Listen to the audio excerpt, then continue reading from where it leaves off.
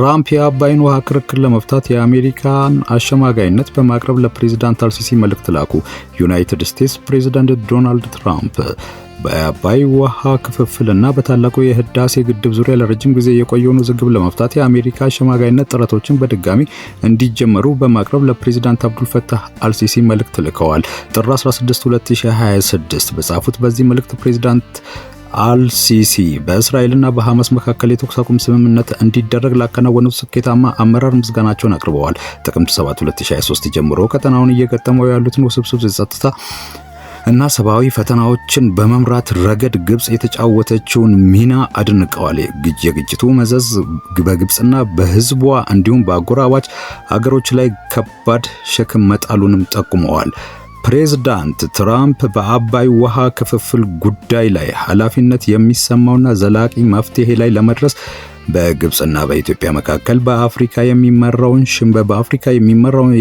ሽምግልና በድጋሚ እንዲጀመር ዝግጁነታቸውን ገልጸዋል። የአባይ ወንዝ ለግብጽ ያለውን ወሳኝና አስፈላጊነት በአጽንኦት የሰጡት ትራምፕ ማንኛውም ሀገር የውሃ ሀብቱን ብቻውን መቆጣጠር ወይም ደግሞ በታችኞቹ ተፋሰሶች ላይ ጉዳት ማድረስ እንደሌለበት አረጋግጠዋል። እንደ መልእክቱ ገለጻ ከሆነ ትራምፕ ጠንካራ የአሜሪካ የቴክኒክ ዕውቀትና ንቁ ክትትል ሚና የታከለበት ፍትሃዊና ግልጽ ድርድር በሁሉም የአባይ ተፋሰስ ሀገሮች የሚጠቅም አጠቃላይ ስምምነት ሊያስገኝ ይችላል ብለው ያምናሉ።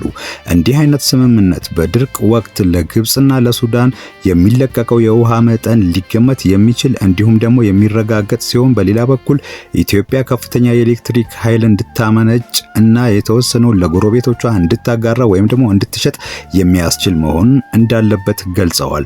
ትራምፕ አክለው በህዳሴው ግድብ ዙሪያ ያለው ውጥረትን በመፍታት በመካከለኛው ምስራቅና በአፍሪካ መረጋጋትን እና ዘላቂ ሰላምን ለማስፈን በሚደረገው ጥረት ውስጥ በአጀንዳቸውም ቀዳሚ ተግባር መሆኑን ገልጸዋል። ውዝግቡ ካልተፈታ በግብጽና በኢትዮጵያ መካከል ወደ ትልቅ ወታደራዊ ግጭት የመሸጋገር አደጋ ሊኖረው እንደሚችል አስጠንቅቀዋል። መልእክቱም በዲፕሎማሲያዊ ያላቸውን ቁርጠኝነት በማረጋገጥ ደምድመዋል። የመልእክቱ ቅጂዎች ለሳውዲ አረቢያ፣ ለተባበሩት አረብ ኤሚሬትስ፣ ለሱዳንና ለኢትዮጵያ እንዲሁም ለቀጠናዊ መሪዎች ተልከዋል።